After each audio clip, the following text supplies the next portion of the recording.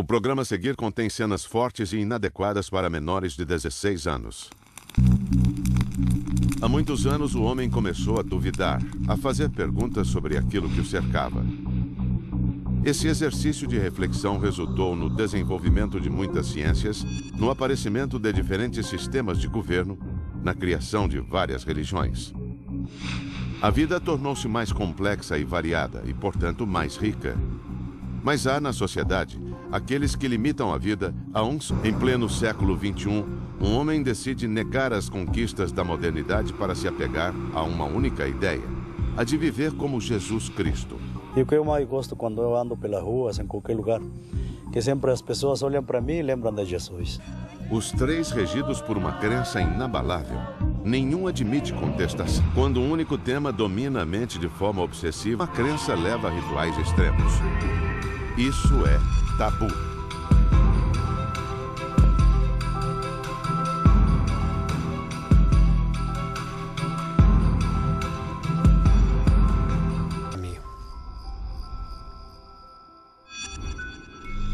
Guarulhos, São Paulo. Há 22 anos, esse homem decidiu que iria cobrir o corpo à imagem e semelhança de Jesus Cristo. Como descrito na Bíblia, ele iria vestir somente túnicas. Antônio Marim, um peruano que mora no Brasil há 14 anos, é um dos fiéis da Associação Evangélica da Missão Israelita do Novo Pacto Universal. Quando eu me converti, eu vestia de calça e camisa normalmente como qualquer pessoa, né? Os fiéis acreditam que o fundador da religião, Ezequiel Gamonal, teria recebido de Deus os 10 mandamentos, exatamente como Moisés. Segundo o grupo, a certeza de que a túnica é a roupa adequada para o ser humano está em uma das passagens da Bíblia. Deus assim teria definido depois que Adão e Eva provaram do fruto proibido. Gênesis capítulo 3, verso 21. Deus falou, não é bom que agora o homem ande nu. Eu vou fazer túnicas de peles tanto para o homem como para a mulher. Então essa é a raiz, essa é a origem desta vestidura que nós hoje vestimos. Marim conheceu a doutrina israelita aos 24 anos. Antes militava em um partido político no Peru, mas foi preso e torturado. Nesse momento desistiu de tudo e passou a beber muito. Uma irmã minha me fez o convite para ir para a igreja, né? Só que eu já estava muito bêbado, né? Aí o único que eu cheguei para a igreja, o primeiro que encontrei na porta da igreja eram homens barbudos e cabeludos, né?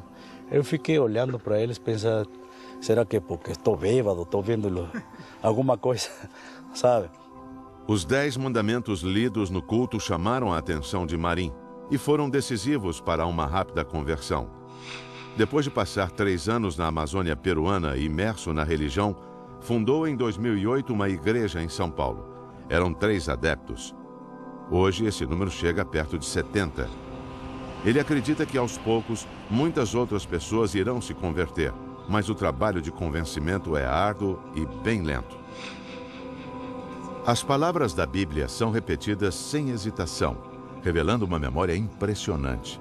Para Marim e seus companheiros, elas são como leis, seguidas quase à risca. Não importa que tenham sido escritas há mais de 2000 anos. Não importa que o mundo tenha mudado. No livro de Salmos, capítulo 148, verso 6, Deus diz que a lei que ele estabeleceu é para todo sempre. Em Eclesiastes, capítulo 3, verso 14, fala que tudo quanto Deus fez, tudo quanto Deus estabeleceu, durará para todo sempre. E Deus fez isso para que os homens obedeçam e cumpram. Ele se submete, né? Àquela ideia. Aquela ideia, então, vai organizar a sua vida, organizar o seu comportamento, as suas relações, o seu pensamento, né? O seu sentir.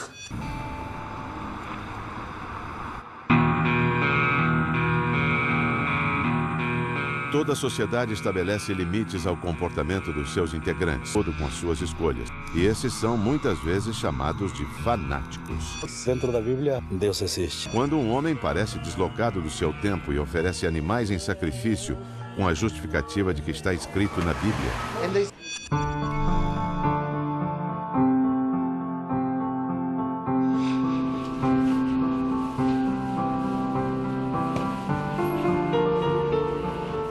Optar por usar roupas desenhadas para um mundo diferente, distante há mais de 2000 anos, apresenta uma dificuldade.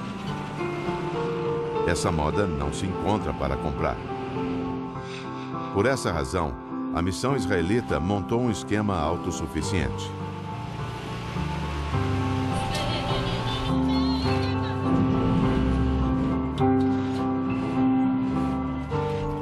Temos a túnica de homem e túnica de mulher.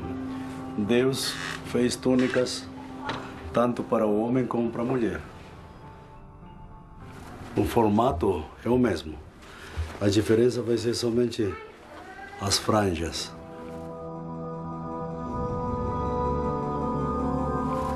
Essa aqui já é uma túnica de mulher. Já não tem as franjas, é coisa que leva aqui no braço. A mulher já leva véu na cabeça, né?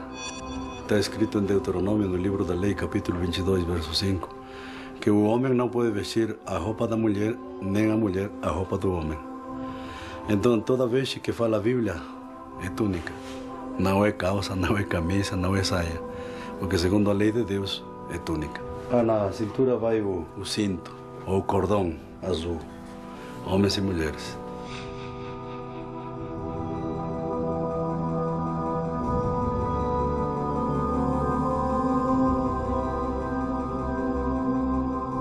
E é com essa túnica que veste há 22 anos que ele trabalha como camelô em Guarulhos, município da Grande São Paulo.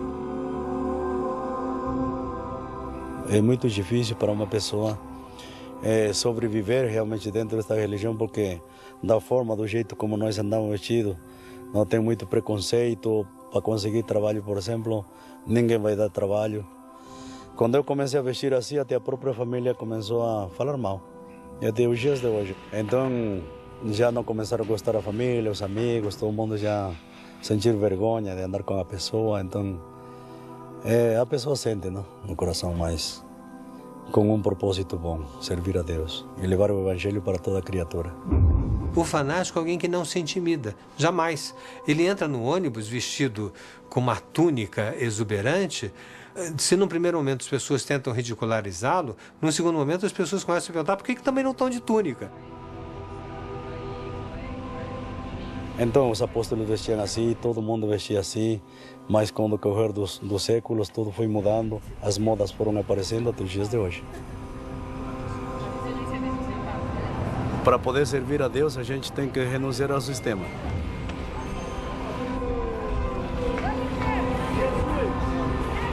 Marim escolheu levar uma vida bem diferente da maioria das pessoas, mas assim como elas, precisa se manter financeiramente.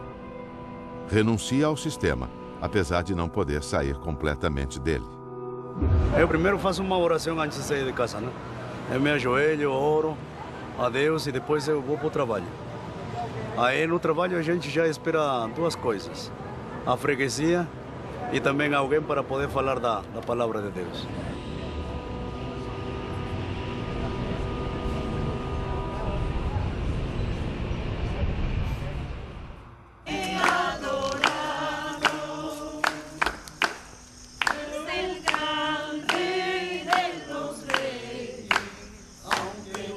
Muitas vezes em nossa sociedade, algumas pessoas decidem viver sob uma única verdade, irrefutável.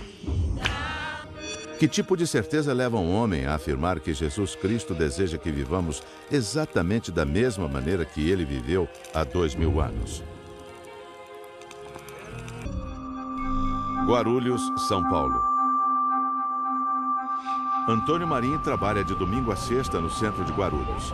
Apesar de querer viver como nos tempos de Jesus Cristo, teve que aprender a lidar com um objeto que não existia há 2000 anos, o relógio de pulso. Ganha entre 70 e 100 reais por dia, fazendo concertos e vendendo acessórios de celular. Nós temos que cumprir com o quarto mandamento da lei de Deus, que ordena a todo ser humano trabalhar 6 dias e descansar o 7º dia. Então nós fazemos a missão de pregadores em todas as nações, mas não somos assalariados, não vivemos de dízimos, não vivemos de ofertas, nós vivemos de nosso próprio esforço, de nosso próprio sacrifício, de nosso próprio trabalho. E nós mesmos nos financiamos. Mas aos sábados, ele abandona a cidade e se dirige a um sítio bastante isolado, perto de Embu-Guaçu, município da Grande São Paulo. É lá que são realizados os rituais de sacrifício. Cordeiros e pombos são imolados em dias sagrados e em sábados de lua nova. Tudo em nome de Deus. Tem pessoas que falam que somos fanáticos, né? Então, mas se nós examinamos realmente conforme a palavra de Deus, não é que a pessoa seja fanática, senão que realmente queremos levar o cumprimento da palavra de Deus ao pé da letra. Mulheres e crianças de um lado, homens do outro.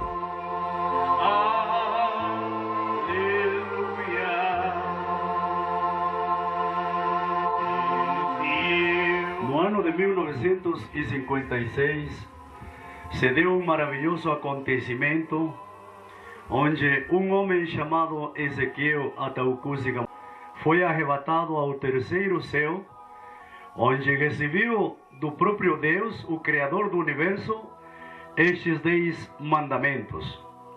E recebeu a missão de profeta para que pregasse o arrependimento e a remissão dos pecados sobre os 4 cantos da terra e pregar o fim do mundo, com 7 anos de fome mundial.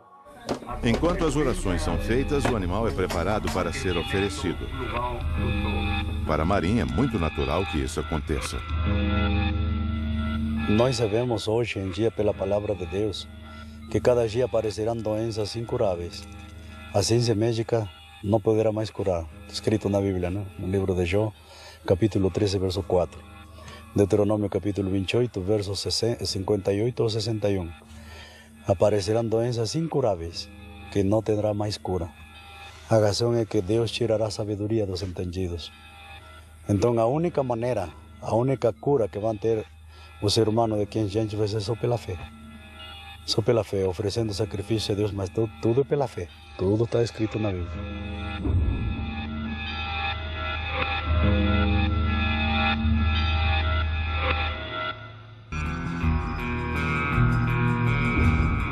Em Embu-Guaçu, São Paulo. Hoje é sábado e Antônio Marim e seus companheiros estão reunidos para uma cerimônia incomum num sítio em meio à floresta, nos arredores da Grande São Paulo. A oferenda para Deus, o sacrifício do animal, é feita de acordo com a leitura que eles fazem da Bíblia.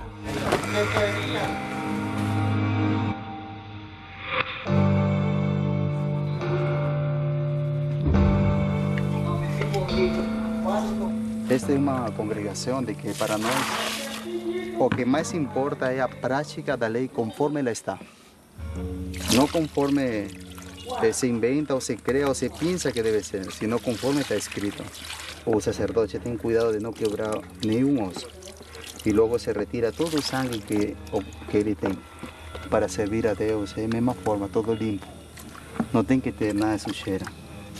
Todo limpo. A carne é preparada para ser queimada em uma enorme fogueira.